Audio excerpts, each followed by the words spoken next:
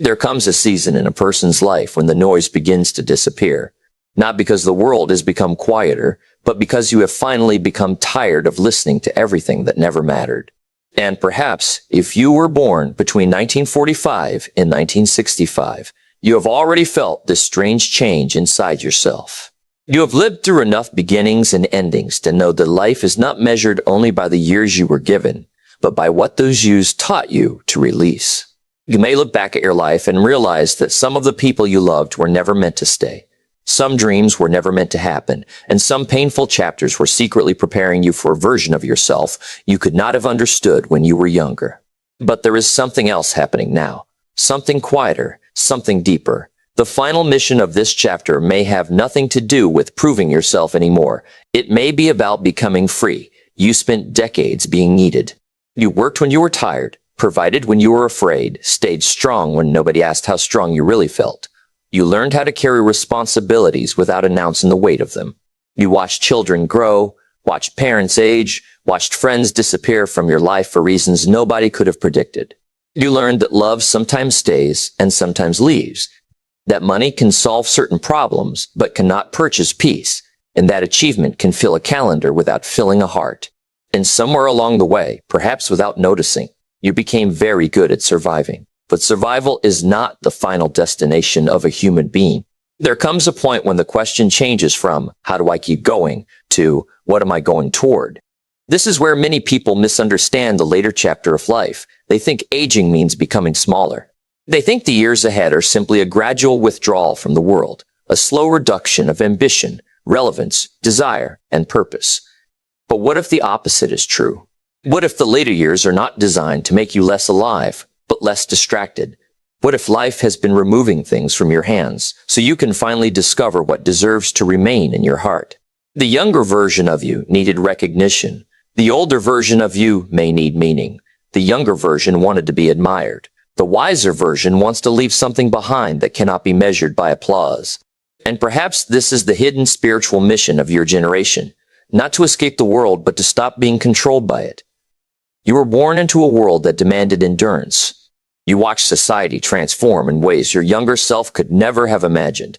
You witnessed enormous changes in technology, family, work, communication, culture, and human relationships. You adapted again and again. Yet there is one adaptation that may be more important than all the others, learning to live without constantly needing external confirmation that your life mattered. Because eventually you discover something almost painful in its simplicity. The world can applaud you today and forget you tomorrow. But the character you build within yourself becomes part of the person you leave in every life you touched. Think about the people who changed you most. It probably wasn't always the person with the biggest house, the highest title, or the loudest voice. Sometimes it was the person who sat beside you when you were broken. Sometimes it was a parent whose sacrifice you understood only decades later. Sometimes it was a teacher who believed in you when you did not believe in yourself. Sometimes it was someone who hurt you so deeply that you were forced to discover your own strength. And sometimes, strangely enough, the people who wounded you became teachers you never consciously chose. Their lesson was not always about forgiveness of them. Sometimes, the lesson was forgiveness of yourself. Because there is a kind of emotional weight that people carry for decades without realizing it. Regret, words never spoken, apologies never received, decisions that cannot be undone, relationships that ended badly, opportunities that disappeared. Mistakes made when you were young and did not yet understand the consequences.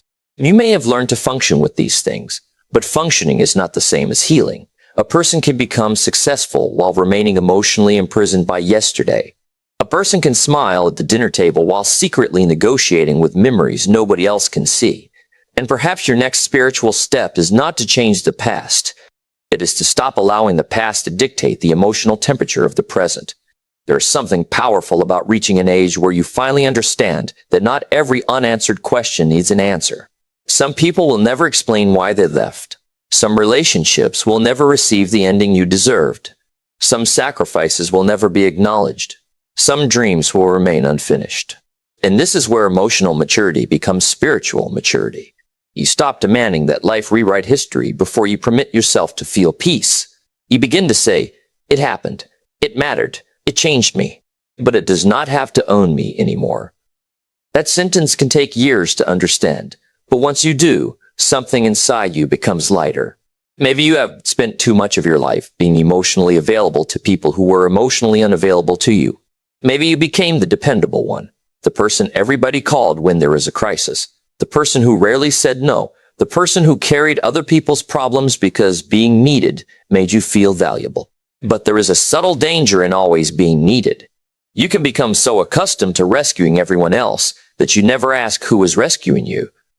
You can confuse love with responsibility. You can confuse loyalty with self-abandonment. And eventually, the soul begins whispering what the ego does not want to hear.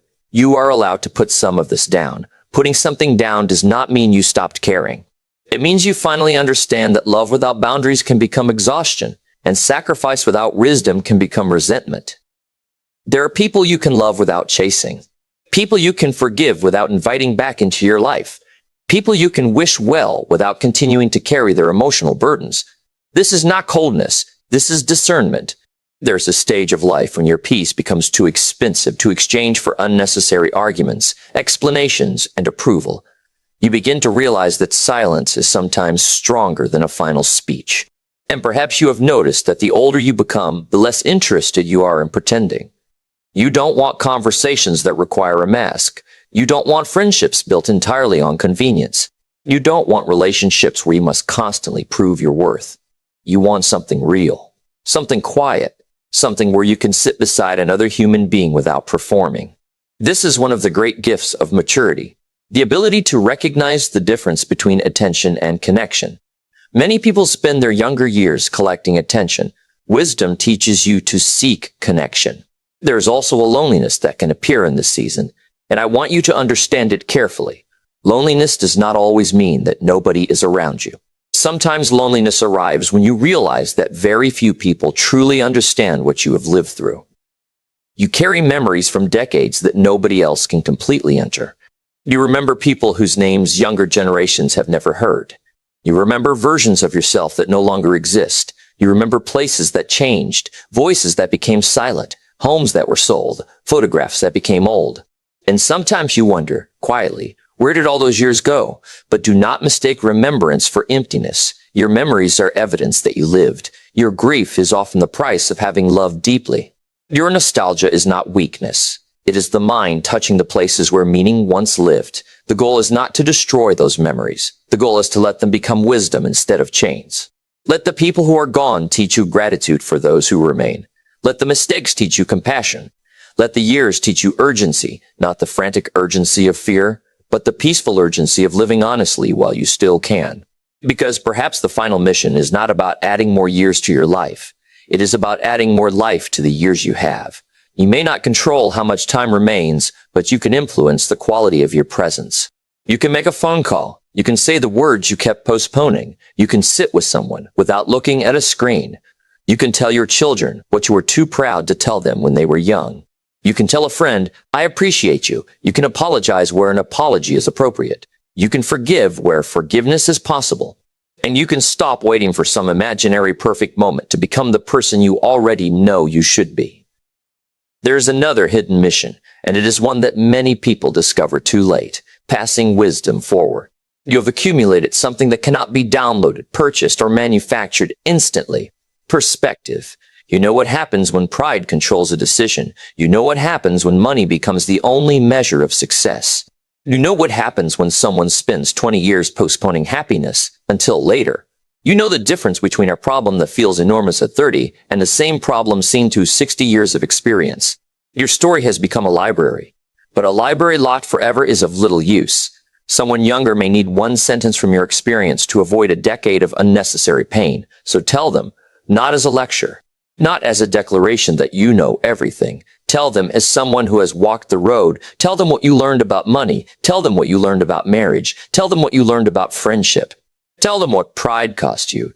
Tell them what kindness gave you. Tell them about the time you failed and thought your life was finished, only to discover that the failure was a doorway. Tell them that success is not avoiding every mistake. Success is learning quickly enough that the mistake becomes wisdom instead of repetition. And if you're a parent, there may be something you still need to understand. Your children may not need another instruction from you. They may need to see your peace.